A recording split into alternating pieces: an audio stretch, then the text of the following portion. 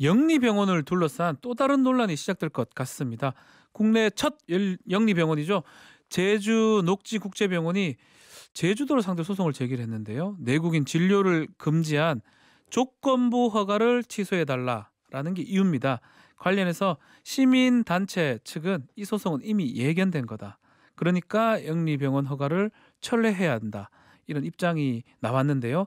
녹지병원 허가가 처음 났을 당시에 저희가 원희룡 제주지사 연결해서 제주도 입장을 들어봤는데요. 오늘은요. 인도주의 실천 의사협의회 정형준 사무처장을 연결해서 이 사태를 어떻게 보고 있는지 들어보겠습니다. 여보세요. 예, 안녕하세요. 네, 안녕하세요. 저희가 제주도청 쪽 인터뷰나 반론을 요청했는데 이거는 인터뷰가 불가하다는 답을 받았어요. 그래서 제주도 입장을 함께 전달하면서 인터뷰를 진행해도 되겠죠? 예, 네. 그렇게 하셔도 됩니다. 네. 자, 일단 녹지병원 쪽 주장은 제주도를 방문한 외국인 의료 관광객을 진료 대상으로 제한하는 조건부 허가가 위법하다. 이걸 취소해달라. 그러니까 내국인도 진료받게 해달라. 이건 거죠? 예, 맞습니다. 그러면 제주도에서 이 병원에 허가를 내줄 때 이미 내국인은 진료 안 하기로 한 거 아닙니까? 그게 아니고요. 2015년에 처음에 제주도에서 이 병원을 승인해달라고 중앙정부, 당시 박근혜 정부 보건복지부에 올렸을 때는 이 병원이 내국인 진료를 할 수 있는 것으로 올린 상태고요.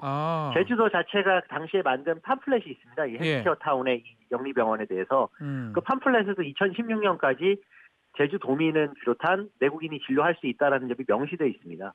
그때는 명시가 돼 있었는데 2016년까지는 내국인 진료도 하는 걸로 하다가 왜 갑자기 내국인 진료는 없어진 건가요? 왜 바뀐 건가요?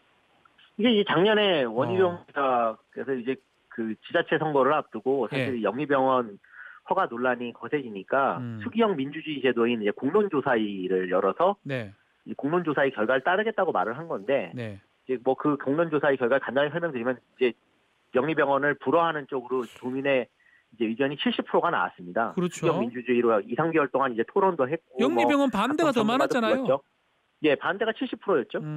그러니까 당연히 원희룡 지사는 이걸 지키겠다고 말을 한 사람이기 때문에 영리병원을 허가하지 말았어야 되는데 허가를 이제 하려고 하다 보니까 이제 옹색하게 여기에 조건을 걸게 된 거죠. 기존에는 내국인 진료를 할 수 있었던 게 당연한 거였는데 내국인 진료를 못하는 외국인 진료만 할 수 있는 조건부 허가라고 하는 방식으로 작년 12월 초에 이제 허가를 내준 것이고 그 부분에 대해서 아마 인터뷰를 그 당시 하셨을 겁니다.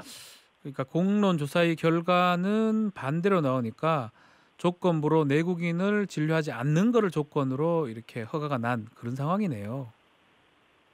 예, 그렇죠? 맞습니다. 그렇게 된 것이죠. 그러니까 원래부터 내국인 진료를 못하게 할 생각이 아니었던 거죠. 왜냐하면 2015년 당시에도 이제 제주도지사는 원희룡 지사셨거든요. 그렇죠. 예, 그러니까 원희룡 지사 도정에서는 원래 그럴 계획이 아니었는데 여론이 좋지 않으니까 이제 후퇴해서 조건을 건 것입니다. 그래서 저희가 제주도 입장을 대변하는 건 아니고요. 제주도 입장을 한번 들어보니까 내국인을 대상으로 진료하지 않더라도 이게 진료 거부가 아니다. 의료법상 진료 거부가 아니라는 정부 유권 해석도 받았다고 그러고요.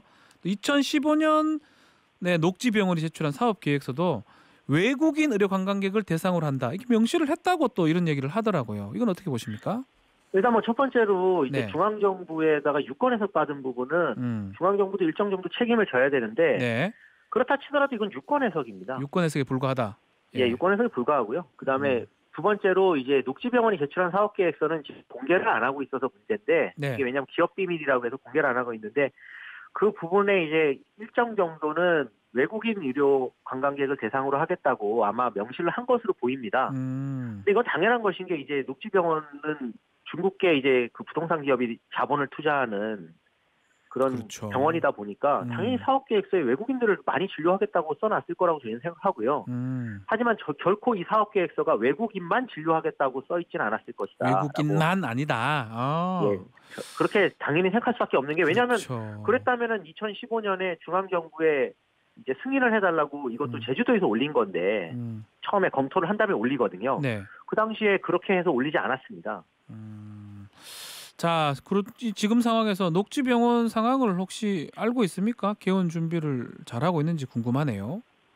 뭐 녹지병원 상황이 또 더 한층 더 재밌습니다. 이게 작년에 이제 원희룡 지사께서 이 조건부허가를 했을 때까지는 저희 시민단체도 몰랐는데 논란이 커지면서 이제 저희들이 다 이제 확인을 해보니까 2017년 10월까지 이 1,218억 정도 되는 공사 대금을 녹지그룹이 건설사랑 그 인부들한테 지급하지 않아서 이 병원까지 지금 다 가압류가 돼 있는 상태입니다. 건물이 싹 다 가압류가 돼 있습니까? 예. 가압류가 돼 있는 병원을 어떻게 허가를 했는지 이게 첫 번째 좀 의문이고요. 두 번째는 그런 상태이기 때문에 초기에 허가를 받을 당시에 134명을 고용하고 그중에 9명의 의사를 고용하는 명단을 제출했는데 의사는 지금 단 한 명도 남아있지 않고 134명 중에 공식적으로 지금 70명 이상이 지금 사직을 해서 사실은 이 병원은 개원할 수가 없는 상태입니다, 지금. 아니, 제가 듣기로는 3월 4일까지 개원을 해야 된다고 들었거든요. 그럼 개설이 불가능한 상황인가요, 그러면? 의사가 없으니까? 개설이 불가능합니다. 그리고 더 놀라운 사실은 원희룡 도정이 실제로 이 가압류 상태라는 것을 알고 있었고 녹지병원도 이렇게 상황이 계속 나빠지고 본인들이 이제 가압류를 당할 정도로 지금 그 유동성이 떨어진 상태거든요. 개원이 또 늦어진 것 때문에도 본인들은 영향이 있다고 주장하지만 그래서 원희룡 도정에게 이 병원에 대해서 제3자 인수를 추진하거나 아니면 제주도가 해결을 해달라고 하는 공문을 보냈을 정도인데 이걸 모르고 지금 허가를 해준 것이 아니라는 게 더 저희가 이제 분노하는 것 중에 하나입니다. 아니, 그러면 지금 병원을 열 능력도 아니면 그 시간에 맞추기도 어려운 상황인데 소송은 또 왜 냈습니까? 이 소송도 이상하네요. 그래서 이 소송이 아주 재밌는데 근데 이런 생각을 해볼 수 있습니다. 세계 곳곳에 엄청난 부동산을 투자하는 기업입니다. 이 녹지그룹이라는 곳이. 근데 이게 47병상짜리 병원 하나를 가지고 이런 소송을 한다는 게 좀 재밌는데 결국은 이제 이 1,218억이나 걸려있는 이 가압류를 풀면서 여기에 대한 책임을 제주도정에다가 전가하기 위한 소송이 또 있을 것 같고요. 또 하나는 이제 이 병원도 이전에부터 계속 우회 투자 의혹이 있는 병원입니다. 그러니까 국내 자본이 중국으로 넘어가서 사실은 이 병원을 녹지그룹이라고 하는 간판만 달았을 뿐이지 이제 국내 자본이 사실은 우회해서 영리병원 투자하는 거라는 의혹이 지금 있는 상태인데 여전히 소송에도 이 배후에 국내 영리병원을 하려고 하는 세력들이 개입해 있다는 그런 의혹이 있습니다. 이 소송을 지금 어떻게 될까요? 이길까요? 제가 변호사가 의사한테 이걸 물어보기 좀 이상한데 소송 결과는 어떻게 될까요? 근데 사실 이길 가능성이 저는 높다고 좀 생각하는데. 이길 가능성이 높다. 왜냐하면 이제 제주도 특별법상에 보면 제주도에 이제 개설하는 이런 의료기관들의 어떤 투자 비율이나 이런 것들은 제주특별법이 규정하고 있지만 나머지 이제 진료하는 대상이라든가 아니면 어떤 다른 진료와 관련돼 있는 사항들은 의료법과 약사법에 준용하게끔 돼 있습니다. 국내 의료법과 약사법에는 이제 환자를 가려서 받는 것은 사실상 불가능하게 되어 있고요.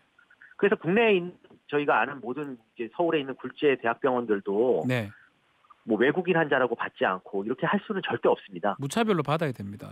환자는 다 받아야 됩니다. 그러니까 그렇게 규정할 수 있는 지금 근거가 없는 상황입니다. 그럼 그쪽이 이기게 되면 뭐 무조건 허가로 바뀌는 겁니까? 어떻게 되는 겁니까?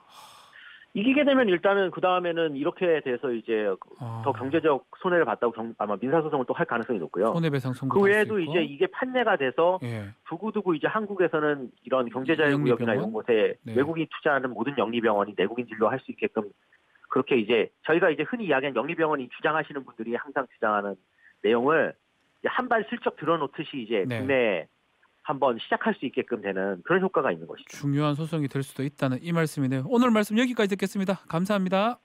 감사합니다. 인도주의 실천의사 협의회 정영준 사무처장과 말씀 나눴습니다. 박지훈의